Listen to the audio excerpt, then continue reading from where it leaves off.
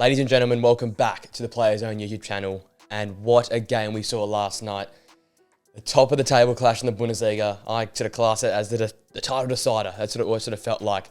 And Bayer Leverkusen beat Bayern Munich 3-0 in what was absolutely a one-sided affair. It was hyped up to being a really tight game with two contrasting styles. But what happened was one team tried to come out to another team, and the team was Bayer Leverkusen, who came out dominant 3-0 winners. And this just goes to show that Xabi Alonso and his unit are no joke this season. They are clearly the best team in the Bundesliga. If they can, keep this form up all the way through the end of the season, because this performance was clinical, it was efficient, it was getting the job done, and it was not sacrificing what you do best for the opposition. We'll talk about the managers in a little bit after I go over the game, but that was a key thing that came out of the game. A lot of people questioning Thomas Tuchel and his style of play, almost bowing down to what Bayer Leverkusen was doing and trying to match them and trying to work the game out that way, rather than doing what Bayern used to do and just go out there, assert your dominance and say, we're Bayern Munich, we're going to beat you no matter who you are. And it was quite interesting in that regard, the way that sort of worked out. Going over the game first quickly, it was all Leverkusen from the start, early chances on the counter-attack, playing with more pace, Leverkusen, catching their Bayern defence out with the three-back, with the wing-backs. They're just exposing them, using the pace of Adli and Teller up top with Florian Wirtz. It was like he was popping up everywhere all over the pitch to create chances. And it felt like a matter of time before Leverkusen would open the scoring. And that would come with Josip Stanisic opening the score in the 18th minute there. Bayern just sort of switching off from the corner kick and played quickly. And Stanisic was at the back post there to knock the ball home in the 18th minute to make it 1-0, scoring into his former club, and a massive stab in the heart, a double stab in the heart for Bayern fans with their former player opening the scoring. And from there, it continued to be one-way traffic. Leverkusen kept having chances. It was Teller, it was Adli with some great chances, but Manuel Neuer was up to every single one of them, making some great saves with his feet, with his hands, reflex saves. Probably Bayern's best player up to halftime was Manuel Neuer, continually putting his body on the line and making some great saves, because Leverkusen kept coming, and it was the pace that was catching out the Bayern back line. The back three was getting exposed because of how quickly they'd counter-attack or counter-press with these sort of high-pacey, energetic players in the front line for Leverkusen there. It was absolutely toothless from Bayern in the final third.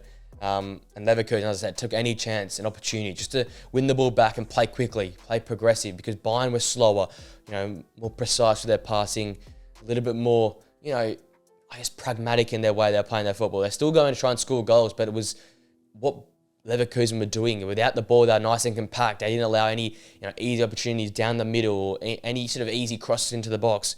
Whereas when they won the ball back, they would spring, they would send the wing backs on, they'd get the forwards nice and tight and narrow, allow Teller and Adli to branch off and get in behind. And that was the biggest thing. They chose to play Adli, and they chose to play Teller as well. Two guys that are quicker. They're not the Borja Iglesias or the Patrick Schicks of the world.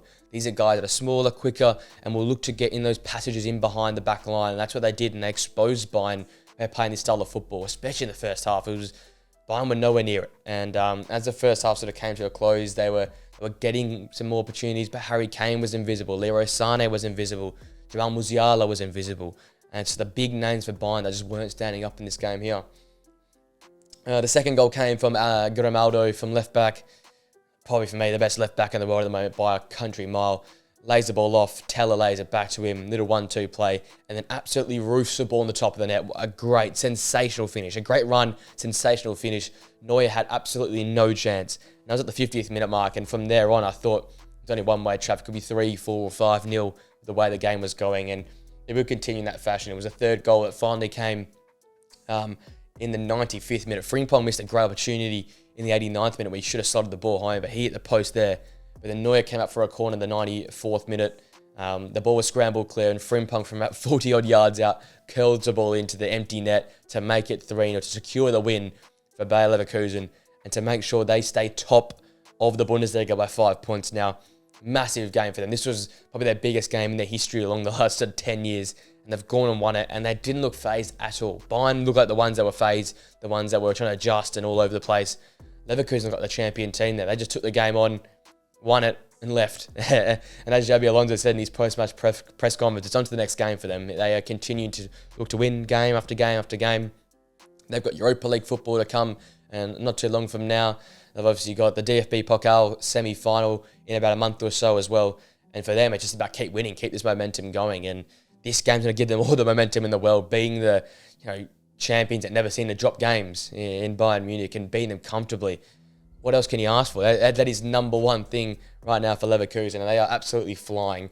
The XG in the game sort of summarised it all. 1.76 for Leverkusen, 0.727 for Bayern Munich. So the chance creation, the style of play, it just suited Leverkusen. They've played this style of football. I think I've seen Bayern play the three back a few times this season, but I couldn't count more than on my one hand here, probably 2 or 3 times. And they go on and just change it to try and match Leverkusen. That was the wrong mentality from Thomas Tuchel coming into the game. I think that shows where Bayern are at. They're not the best team in the Bundesliga. Right now, the best team is Leverkusen. And they tried to sort of shut them off or match them up, and it just didn't work. And all credit to Xabi Alonso and his side. They continue to play their style of football. They didn't back down to Bayern. They said, we're still going to play this really front-footed, attacking style of football when we have the ball. But when we don't, we'll adjust a little bit. We'll play a little bit more compact and narrow. They denied any sort of chance for Bayern Munich in this game. 9 shots for Bayern, 1 on target, compared to Leverkusen's 14 shots and 8 on target. Obviously, the 60% possession for Bayern Munich, but we saw that in the reverse fixture earlier this season.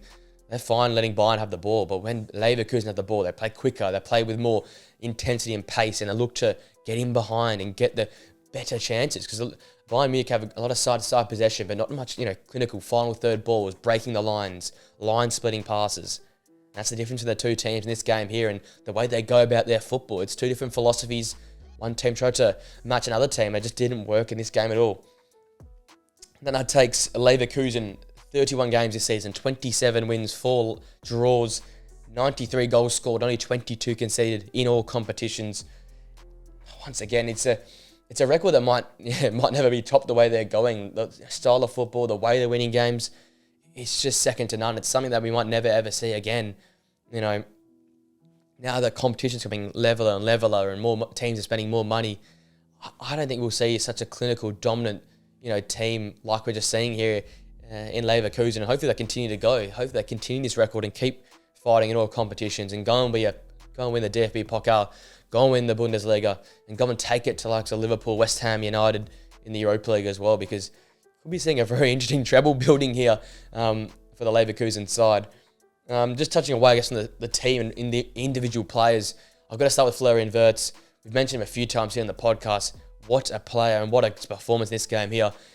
When you compare Musiala versus Wirtz and the two star boys, wonder kids for the two sides, it was clearly one player who really met that. It was Florian Wirtz. He was popping up all over that place. Reminds you a lot of Kevin De Bruyne, where he just picks up different positions on the field, picks the ball up, will make the right pass or make the incredible through pass to a runner in behind the back line there, and his delivery from free kicks, set pieces, when he has opportunities to get his head lifted up and find the pass, it's just second to none. And I think he'll go for a lot of money come the summer. Because right now, I think other than Kevin De Bruyne, there's no other better attacking midfielder in the world than Florian Wirtz. His ability to have time on the ball and find passes is ridiculous. In this game here, he was everywhere. He popped up in all sorts of positions, in the back line, at the 6, at the 8, behind the striker as like the false 9. It was a remarkable performance. He's given that license like Kevin De Bruyne is for Manchester City, just to roam around, roam into spaces, pick the ball up in different spots, and use his quality all over the park. Whereas Musiala looked not at the race. A lot of Bayern players didn't look at the races, but Musiala, I guess it was exaggerated because we saw what Wirtz was doing, but he just didn't look like the player we expect him to be. We expected what we saw from Wirtz, from Musiala, but he was toothless in this game. Not really making any real indent on the Leverkusen back line there. Just slower on the ball, not as precise, and closed down a lot quicker. And that goes to our next point. It is the unspoken heroes of this team right now. It's Granit Xhaka in that midfield there, and he's just doing the hard yard. He's doing the things you don't speak about. I've got here some of the closing speeds of these players. He's up there with like some of the tops of 10% amongst the world. They win possession back so quickly. In this game, probably not as much, but the physicality that they impose in that midfield there. Granit Xhaka leading that for me. Andrich in there as well. These two was a combination, most underrated combination looks like in the world at the moment. In this game here as well, Again, not winning possession back as fast as they normally do, but it was a way they were able to close down spaces, make the midfield area compact, and force Bayern out wide. Not allow them easy possession in midfield, not allow the Musialas of the world, the Leon Goretzkas of the world to really, dominate the game and stamp their authority, because these two were just not allowing anything. Whenever you had the possession, they were closing you, they're closing spaces, they're cutting off passing lanes, and then the physical break the game out sort of pairing. And when you've got such creative players in front of you, you're allowed to do that. You're allowed to have these two guys that play as the enforcers, as the guys that break the play up, and that is a really, really great role. And then to add on to that, Xabi Alonso chose to go Tedler and Adderley. As I said, not Boya Iglesias and neither Patrick Schick. Two smaller players, two quicker players that exposed Bayern's sort of ability to have the three back. They got in behind, they made some great runs, they used their pace, and importantly, they really pressed hard the pitch with a lot of pace, a lot of intensity. And that threw Bayern out a lot of opportunities. They were not their casual self and playing out from the back, because you had these quicker players. You had Wirtz, you had Adderley, you had Teller, all getting high up, forcing mistakes, forcing pressure on the defence, and not allowing them easy access out of the back line and easy possession from the back line. And that was massive for them. It was Xabi Alonso's little tweak he had in his style of football. But outside of that, Xabi Alonso played his style of football. He played, on the front foot. He played with pace. He played a counter-attacking when he needed to be. But it was Thomas Tuchel for me. He was disappointing. He changed their whole style of football. They went to the 3-5, sort of 1-2, 1-1 or 1-2, every way you want to look at it. But it just wasn't there for Bayern Munich in this game here. They haven't played this system much this season. I said it a bit earlier on here. They haven't played this system at all. They try to match what Leverkusen was doing, and it just threw their whole formation apart. You're playing Eric Dyer at centre-back. I get you signed him, but it was a fifth, fourth choice at Tottenham Hotspur. He should not be your third best centre-back at Bayern Munich. He obviously doesn't like Leon Goretzka, but he played him in this game as well. I know Joshua Kimmich has come back from a shoulder injury, but he was on the bench. Harry Kane had no service. Leroy Sané was invisible. Jamal Musiala was invisible. It was the big players that just weren't there in this game, and that's just worrying to see if you're a Bayern Munich fan. They now dropped 5 points off Leverkusen, and Leverkusen have easier fixtures coming the end of the season. Dortmund, Stuttgart, and Frankfurt, the only real sort of banana skins there, I think, for me. But with the form that Leverkusen are in, Xabi Alonso not bound down to any team. He'll continue to play his style of football. When you got Florian Wirtz, when you got Andrich, and you got Xhaka in that midfield there, Boniface is still missing. He's to come back as well. You've got great performances from Grimaldo, a world-class performance there. Jeremy Frimpong comes off the bench and continues to perform as well. Hincapié at the back has been resilient, tough, and beautiful to see on the ball. What's stopping this team from going and winning the league at the moment? The league is in their hands, I feel. Bayern are not the best team in the Bundesliga right now. It is Bayer Leverkusen. This game shows it. They're the better team, they're the better tactics, and probably the better manager as well. And right now, they are in position 1A. They're top of the league with 5 points clear. They do not have to play Bayern Munich again. They've got Dortmund, who is inconsistent. They've got Stuttgart, who will concede some goals. And they should be able to beat Frankfurt as well. But outside of them, mid-table to bottom half teams to go. You've got a semi-final in the DFB Pokal. You've got a round of 16 in the Europa League. This season could be special for Bayer Leverkusen. It could be a parting gift from Xabi Alonso to the fans. And this game here almost gives them that one hand of the trophy in the Bundesliga. I was super impressed. I'm loving watching this team do what they're doing at the moment. Another 3-0 win. A massive news, I guess, in the world of football that I think Bayern Munich have been toppled as the best team right now in the Bundesliga. It's just, you got to make sure if you're Leverkusen, don't slip up like Dortmund did last season. Stay consistent, stay winning, and you make history as you can stop Bayern Munich winning their 13th title, I believe. So that goes to show how special this season has been from Xabi Alonso and his men. That all being said, ladies and gentlemen, that brings this wrap-up reaction video to last night's game to an end. The big one ended 3-0 to Bayer Leverkusen. Massive in the world of football, massive. First time we've seen Bayern just not look like the best team in Germany.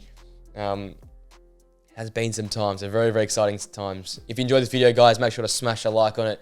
Subscribe to the Player Zone channel for more football, real life, podcast-based content. It's all going to live here on the channel. And share the channel with mates who'd enjoy this type of content. That would be much appreciated. Leave in the comment section down below. Do you think Leverkusen now are in position 1A for the title? Do you reckon they'll go and win the title? And how many trophies can Leverkusen win this season? Because right now it's looking very, very likely they can go and win maybe one or two the way they're playing their football at the moment. 31 undefeated. They continue to keep marching on. With that all being said, ladies and gents, hope you have a great rest of your day. Enjoy the weekend's football action, which remains. And I'll see you guys on the video very, very soon. Until then, see you later.